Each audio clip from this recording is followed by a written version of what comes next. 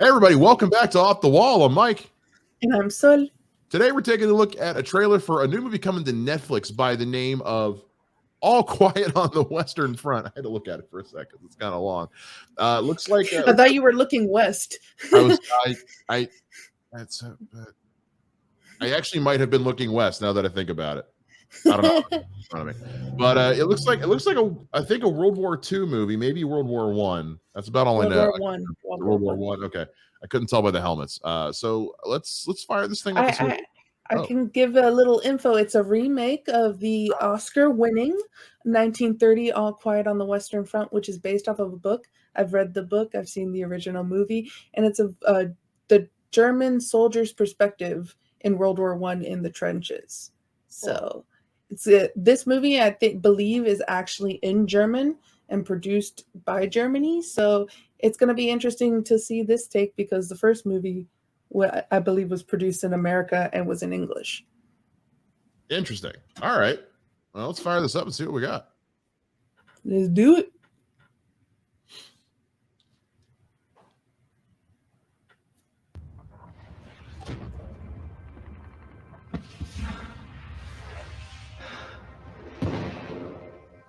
That's playing a tiff. Okay.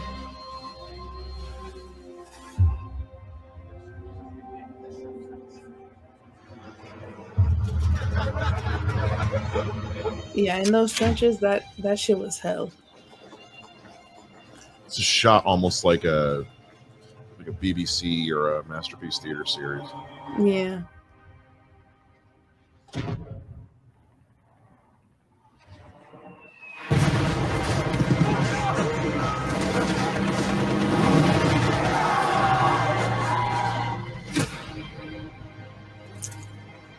It is such a good book.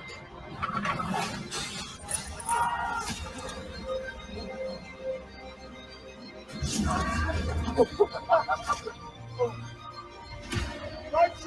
that Daniel Bruhl? I might have been. I didn't catch. Oh, yep. Yes, that is Daniel Bruhl. Because he is German and a Spaniard.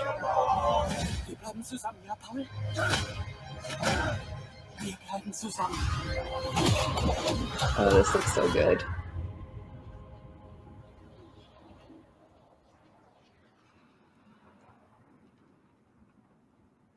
Ich habe Angst vor dem, was kommt.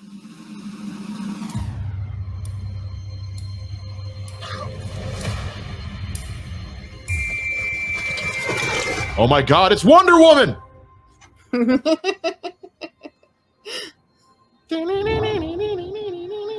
Oh, it looks so good. It looks really good. Yeah, it looks very good.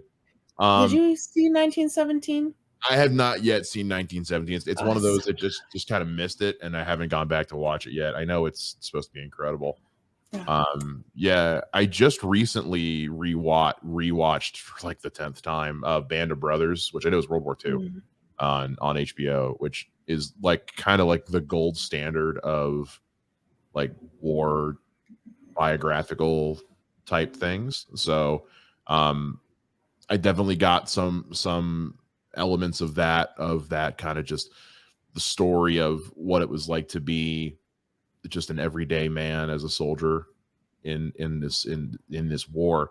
It's interesting we're getting it. I'm not familiar with the book and I have not seen the original movie, so I'm kind of going into this one blind. So it is kind of interesting that we're taking the approach of from the German perspective on this. And I like that they had that quote kind of peppered in throughout the trailer of like, this is neither an accusation nor a confession. Like it's a very poignant way to it's something, it's a good thing to have up there as you're getting ready to tell this story.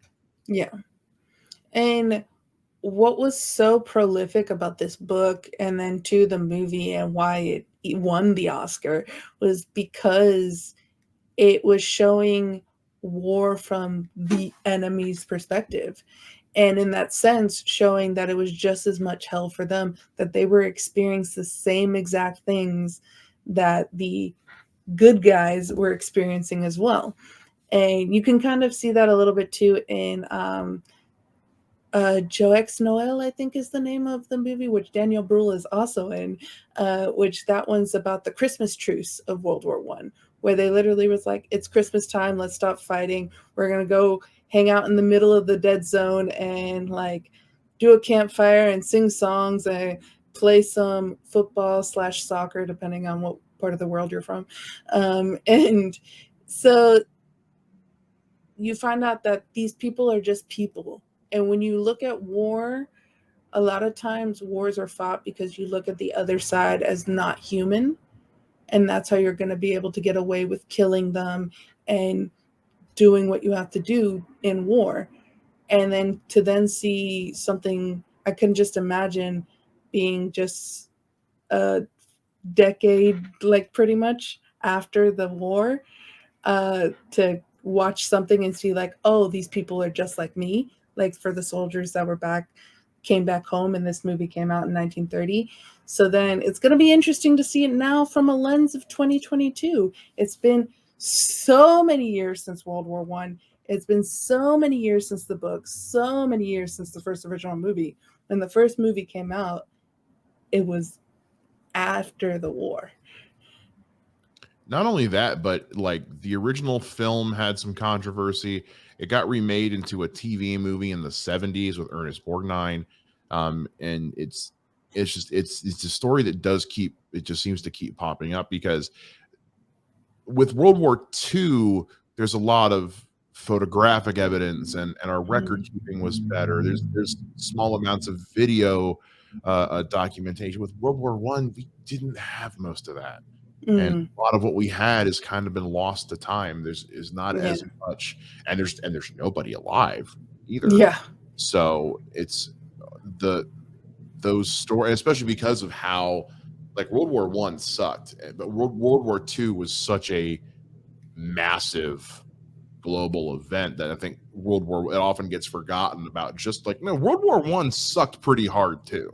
Yeah. Like we know how World War II was rough on everybody and it was bad, but like World War One, I mean, that was where we saw the beginnings of like chemical warfare. Yeah. Gas and things like that. And World War One is pretty much the precursor to World War II, because Germany got so much in debt and owed so much money to France that was kind of the precursor of them saying, fuck the French. Yeah.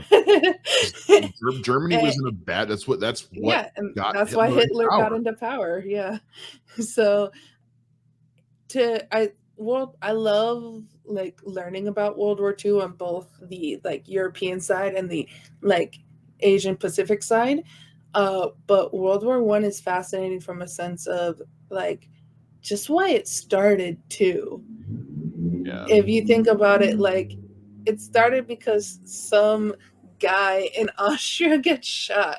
Like, yeah. And then everyone was like, oh, I'm an ally with this country. I'm an ally with this country. I have to fight for the people that I'm aligned with, even though it had nothing to do with them and was so far away from where they actually lived.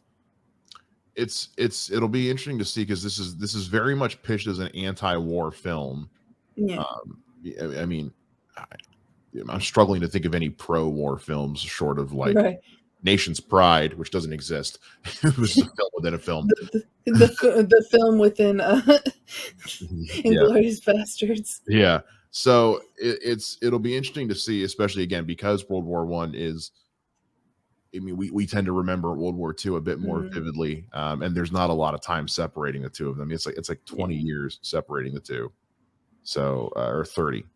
You have the Googles in front of you. I forget the name of the author who wrote the book.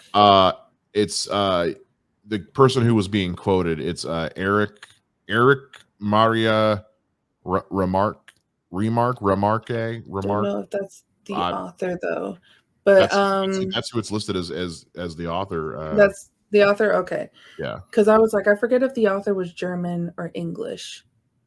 Says German. German. Okay, then there we go. Then it makes sense why it's from the German perspective. But to the fact to the original movie was made by Americans. Mm-hmm. And so you have, and even with that, you're going to have kind of like a spin on it with just the way Americans are. So You know how we be.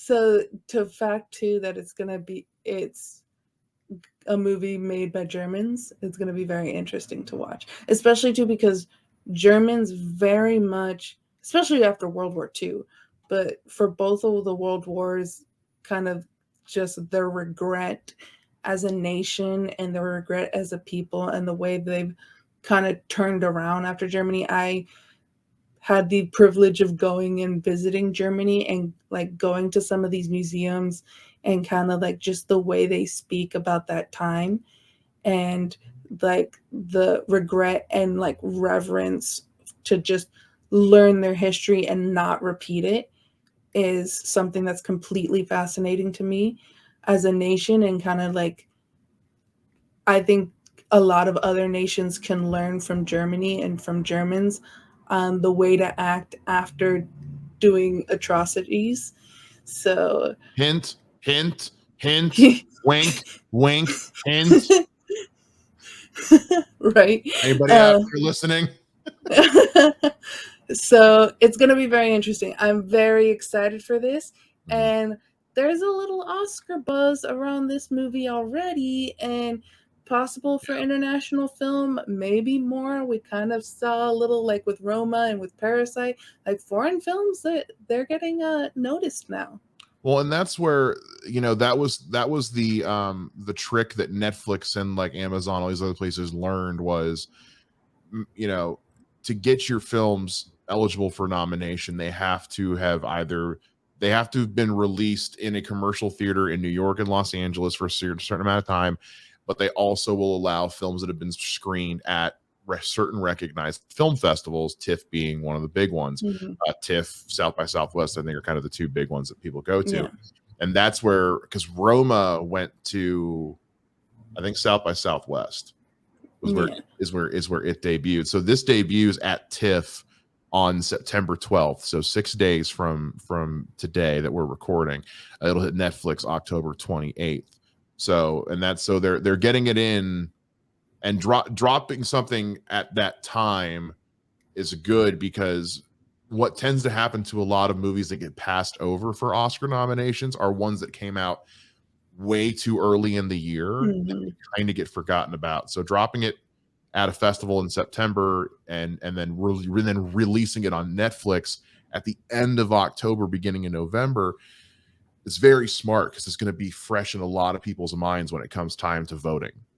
Yeah, we're in Oscar season, baby. We're in Oscar season, so you know it's going to be especially because we're still dealing with the ramifications on the film industry from COVID. So it's still going to be interesting to see what gets through, and because you know that first Oscars during COVID was a lot of indie flicks. Yeah, it's literally nothing else came out. I know the Oscars kind of appended their rules a little bit, but they were just like, most of you haven't seen any of the movies that are getting nominated this year because they were all little indie flicks. Like even some of them, they were like, oh, we're going to have January and February. So like some of those movies ended up like even like winning some awards, like Daniel Kaluuya winning for Judas and the Black Messiah. Like, that was a movie that came out in February. Yeah, the following year. Yeah, they pushed it back, and they tried to do what they could. And I'm not sure how many of I'm not sure, because they said that those were only going to be temporary anyway. So I'm not sure how many of these new rules are still in place. I don't know. We may have to do some Oscar stuff as we get closer to the actual Oscars. I'm really not looking forward to it, but we'll see. Because it usually just means I have to sit down and watch a lot of it. Usually, at my old job, I was always the guy in charge of the office Oscar pool, and then since then, it's been just kind of like, I don't want to do that again, because I got to watch a lot of things, and nothing I want to win ever does win ever. What happens. I think there was only 1 year where I was like, I've watched all but one movie that is nominated for Best Picture. Most of the time, it's like, oh, there's a lot of things I haven't seen. Yeah, and usually they're starring Willem Dafoe, because he's always in this stuff that gets nominated. It's like the Florida Project. I was like, what the hell is the Florida Project? I go watch it. Oh, this is fantastic. Okay. All right. So yeah, that's what we think. Let me know. We want to know what you guys think. So make sure you let us know down in the comments or let us know on Twitter. Make sure you like the video, subscribe, hit the bell, and we'll see you guys again next time on Off the Wall. Bye.